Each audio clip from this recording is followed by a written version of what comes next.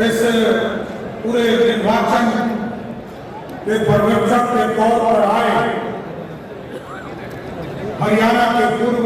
मुख्यमंत्री और भारत सरकार के मंत्री आदरणीय मनोहर लाल खट्टर साहब और इस मंच पर उपस्थित जिनके निर्वाचन की प्रक्रिया पूर्ण हो रही है, राज्य परिषद के द्वारा इनके निर्वाचन को मनोनयन को एक तरह से पूरी तरह सम्मानित करने का काम किया जा रहा है। आज हमारे प्रदेश अध्यक्ष डॉक्टर दिलीप जायसवाल जी को मैं बधाई देना चाहता हूं आपके संबंध में। और इस मंच पर उपस्थित हमारे भारतीय जनता पार्टी के प्रभारी आदरणीय विनोद कांबळे जी, सब प्रभारी आदरणीय दीपक प्रकाश जी, बिहार के लोकप्रिय मुख्यमंत्री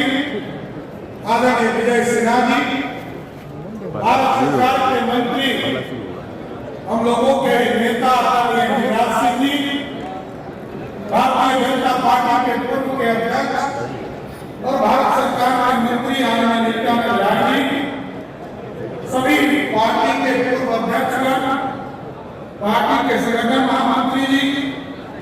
भारत सरकार के मंत्रीगण, प्रदेश के मंत्रीगण और इस मंच पर उपस्थित तमाम नेतागण और इस सभागार में उपस्थित तमाम हमारे माननीय विधायकगण, सांसदगण, सभी जिलाध्यक्षगण, जिला के पदाधिकारीगण और सभी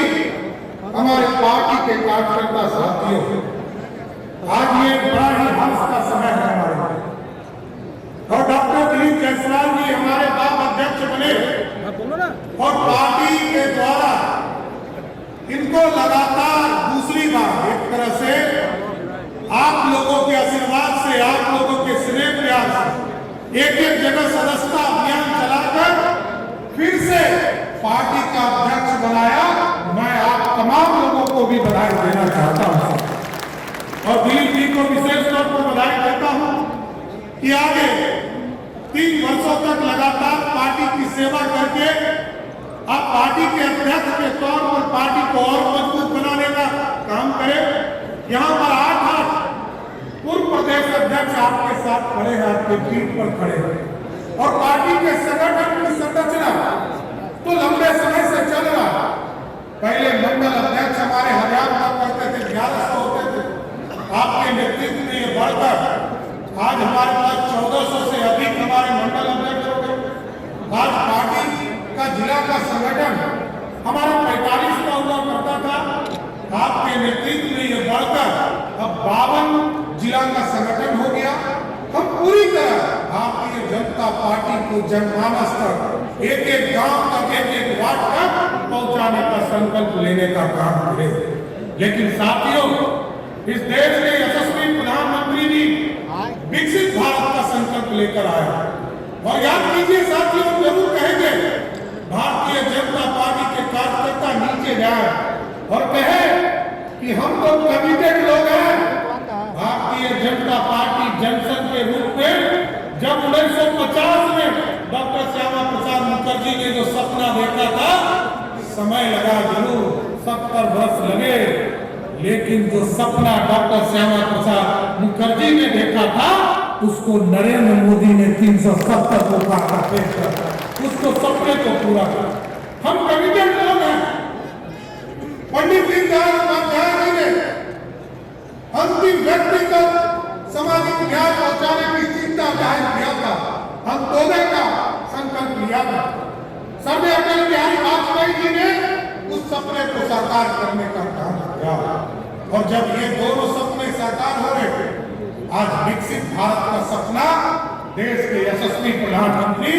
नरेंद्र मोदी देख रहे हैं। और नरेंद्र मोदी जी ने देखा कि जब 2014 में वो आए थे, इस देश की अर्थव्यवस्था विज्ञान के स्थान पर था। मोदी जी ने ऐसी अर्थव्यवस्था खड़ा किया कि जिस अंग्रेज ने 200 वर्षों तक इस भारत को लूटने का काम किया था, उसी अंग्रेज को हराकर 5वें स्थान पर अर्थव्यवस्था को पहुंचाने का काम किया। और ठीक आप ने इस भारत की कल्पना खंड भारत का सपना पंडित चाणक्य ने देखा था और पंडित चाणक्य ने खंड भारत का सपना को पूरा करने में समय लगा साथी। आज से आजादी के पहले याद कीजिए, ये हिंदुस्तान इसे 3 गुना बड़ा भारत था, लेकिन टूटते टूटते इस भारत को बचाने की जरूरत है। लेकिन आज मोदी जी ने अखंड भारत को भी सपना को साकार किया, लेकिन आज याद करना होगा कि अर्थव्यवस्था इसे खड़ी नहीं होती है। 2000 वर्ष पहले पंडित चाणक्य ने देश के लिए स्वर्णिम काल दिया था, अब मोदी जी आ गए हैं 200 वर्षों के बाद फिर से स्वर्णिम काल होगा साथियों। और कभी अंग्रेज आए, उसने 200 वर्षों तक लूटा, कभी मुगल आए, उसने 400 वर्षों तक लूटा। और पहले देश को सोने की चिड़िया कहा जाता था। लोग कहते थे भारत सोने की चिड़िया है, जब भी कोई आता था लूट कर चला जाता था। लेकिन मोदी जी ने कहा अब सोने का शेर बनाएंगे जो दुनिया में दहाड़ने का काम करते हैं। इसलिए साथियों, आज मैं दिलीप जायसवाल जी को फिर से बधाई देता हूँ, शुभकामना देता हूँ। और आपके अध्यक्ष के नेतृत्व में, आपके अध्यक्ष काल में हमें पूर्ण भरोसा है, जिस तरह संजय जायसवाल जी के नेतृत्व में, नित्यानंद राय जी के नेतृत्व में, लगातार मंगल पांडे जी के नेतृत्व में, उसके पहले सीपी ठाकुर जी के नेतृत्व में, राणा मोहन जी के नेतृत्व में, किशोर यादव